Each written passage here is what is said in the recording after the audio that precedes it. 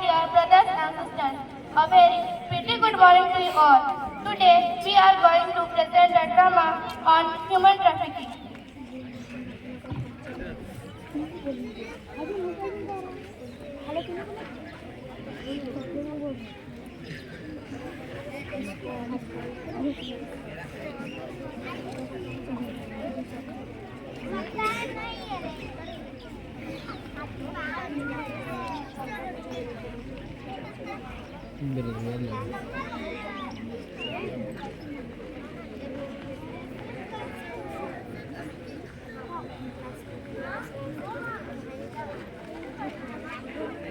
Mic लेके बोलना बोला ना।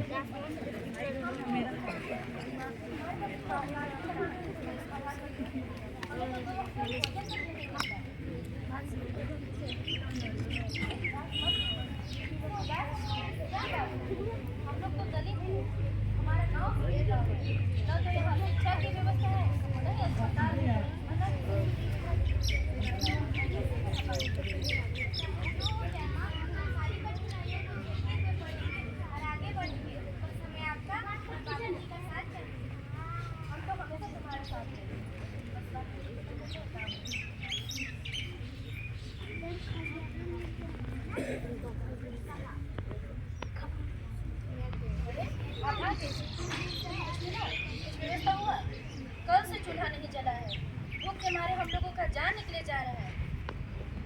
अरे क्या बताऊं, आज एक्साइज के यहाँ काम करने गया था। काम करते करते शाम हो गई। जब मजदूरी मांगने की बारी आई तो मुझे धक्के मार के निकाल दिया। कहता है कि तुम्हारी तनख्वाह तो पिछले साल ही क्लियर हो चुकी है। हे भगवान, कब तक हम गरीबों के साथ अन्याय होते रहेगा? कब इंसाफ मिलेगा? अब मैं क्या करूं? मुझे कुछ समझ ही नहीं आ रहा। मुझे भी कुछ समझ में नहीं आ रहा है। तुम लोग कल से भूखे हो। देखता हूँ अगल बगल से कुछ व्यवस्था होती है तो ये लोग कुछ धान लाया हूँ, इसे भिजवा लो, खाने खाने के लिए हो जाएगा। अरे सुनिए, हमारी बेटी को रोटी की भूख नहीं, उसे तो पढ़ाई लिखाई की भूख लगी है। अरे उसके इतने ऊंचे ख्वाब, हम वाला उसके इतने ऊंचे ख्वाब कैसे पूरे कर सकते हैं? ना जाने कैसे कैसे ख्वाब देखती है।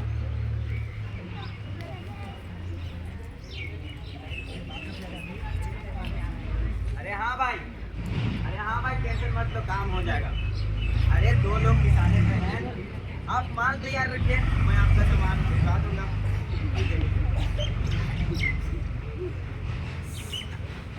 अरे वाह उस्ताद, अरे वाह गुरु भाई, कैसे हो? सब ठीक है। और तुम बता, तुम कैसे हो? मैं भी ठीक हूँ। आजकल बहुत लंबे लंबे हाथ मार रहे हो। अरे गुरु भाई, लंबा का क्या है, बस जोखिम भरा काम है। जोखिम उठाओ और झोली भरो। ऐसा क्या रोजगार है, जरा मुझे भी बताओ। बताता हूँ, समाज कल्याण का काम है।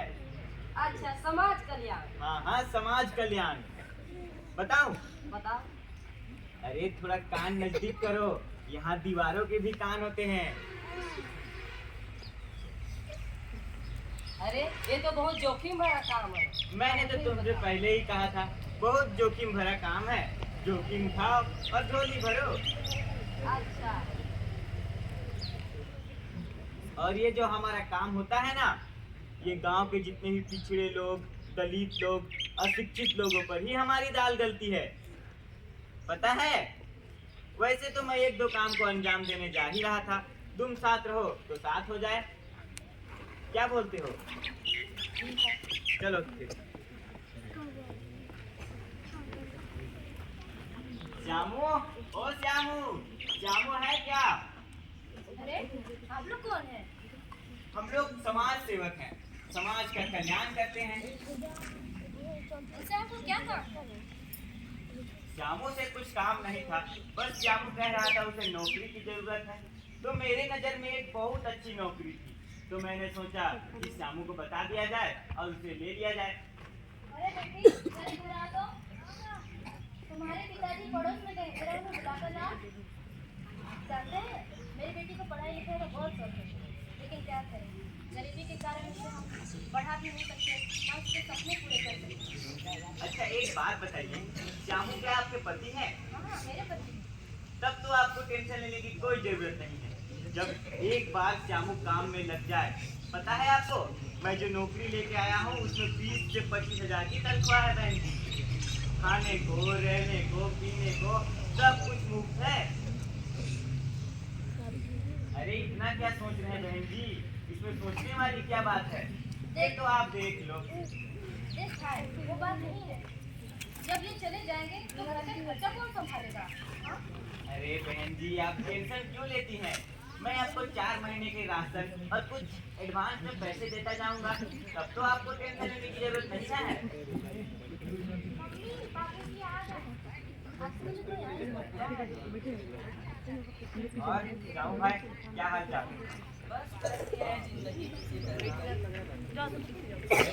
ये भाई साहब ना हमारे जीवन में फरिश्ता बनकर आए हैं।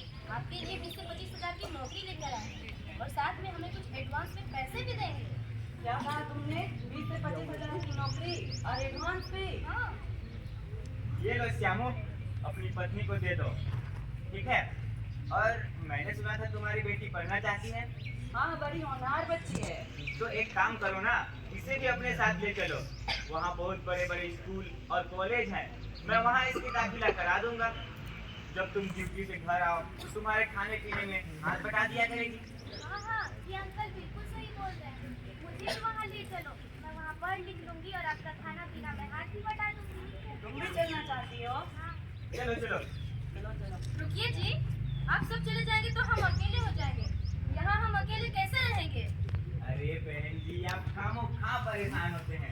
मैं आपको कुछ पैसे एडवांस में दे रहा हूँ ना, फिर कुछ ही महीनों में आपके पैसे कमाने लग जाएंगे, फिर आपको भी वहाँ ले जाएंगे, फिर आप भी खुश, हम भी खुश। क्या बोलते हैं? ठीक है भाई साहब, आप जैसे चाहें। चलो चलो।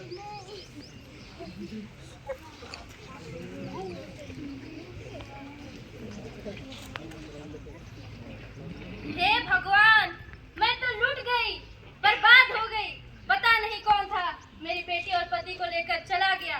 4 महीने हो गए, अभी तक कुछ पता नहीं चला, न कोई फोन न कोई खबर। हे भगवान, मैं क्या करूं? कोई तो बताए, मैं क्या करूं? अरे चाची, क्या हुआ? अरे क्या बताओ बेटा, मैं तो बर्बाद हो गई। कुछ महीने पहले कुछ लोग आए थे, वे मेरे पति और बेटे को लेकर चले गए। बोले थे कि उनकी नौकरी लगवा देंगे। 3 महीने हो गए, अभी तक कुछ पता नहीं चला, न कोई फोन तक नहीं आया। मैं क्या करूं? 3 महीने हो गए। हाँ अब चाचा तुम जी। आज बता रही हो? क्या उन्होंने फोन नंबर दिया है तुम्हें? नहीं चाचा जी, उन्होंने फोन नंबर दिया था पर उसमें लगता ही नहीं। देखो बेटी, मुझे तो कुछ अनहोनी का डर लग रहा है। ऐसा मत बोलिए चाचा जी, मत बोलिए। देखो बेटी, तुम्हारे साथ बहुत बड़ा धोखा हुआ है। धोखा? कैसा धोखा? कैसा धोखा चाचा जी? आजकल बहुत अन्याय हो रहे हैं, बहुत गलत हो रहा है। बहुत सारे क्रिमिनल के गैंग गांव में आते हैं और गांव के लोगों को बहला फुसला कर ले जाते हैं और उन्हें विदेशों में करोड़ों रुपए में बेच देते हैं। हाय रे, मेरे कर्म फूटे थे। मेरी बेटी, कहाँ हो तुम? मैं क्या करूं? कोई तो बचाए। मैं क्या करूं? मैं क्या करूं? शांत से काम लो। आजकल मानव तस्करी के मामले गांव में, शहर में बहुत सुनने को मिल रहे हैं और अखबारों में तो इनके खबरें छपते रहते हैं। मुझे तो लगता है कि तुम्हारी बेटी और तुम्हारे पति को मानव तस्करी ने ही ले गया हो। ऐसा मत बोलिए चाचा जी, मत बोलिए। शांत से काम लो और चलो थाने जाकर यहाँ रिपोर्ट लिखवाते हैं। ठीक है, चलिए थाने चलते हैं।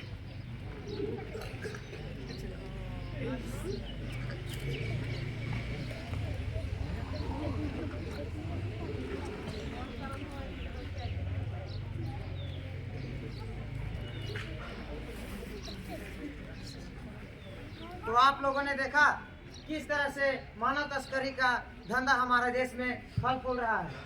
यह धंधा यहीं तक बस सीमित नहीं है। मानव तस्करी से जुड़े हुए लोग नवजात बच्चे तक को बेच देते हैं। यहाँ 20 लाख से ज़्यादा लड़कियाँ और 70,000 से ज़्यादा लड़के रेड लाइट एरिया में घिरे हुए हैं।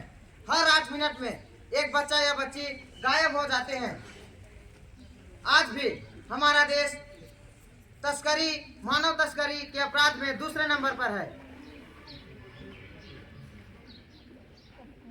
यह काम एक ऐसे जाल में है जो जिसमें कि लोग ऊपर से नीचे तक यानी कि गांव के कुछ साथी लोगों से लेकर बड़े बड़े लोग यानी कि मंत्री और नेता भी इसमें शामिल है।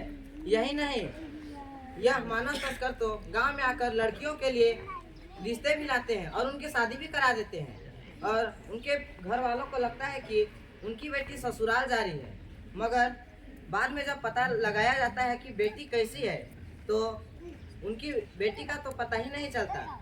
और ऐसा यह काम हमारे साथ ना हो, इसलिए हमें हर एक काम सावधानी से करना होगा। और अगर आपको लगे कि आपके आसपास के लोगों को पढ़ाई के नाम पर, नौकरी के नाम पर या किसी और काम पर उन्हें ठगा जा रहा है तो तुरंत 1516 पर उसकी सूचना दें।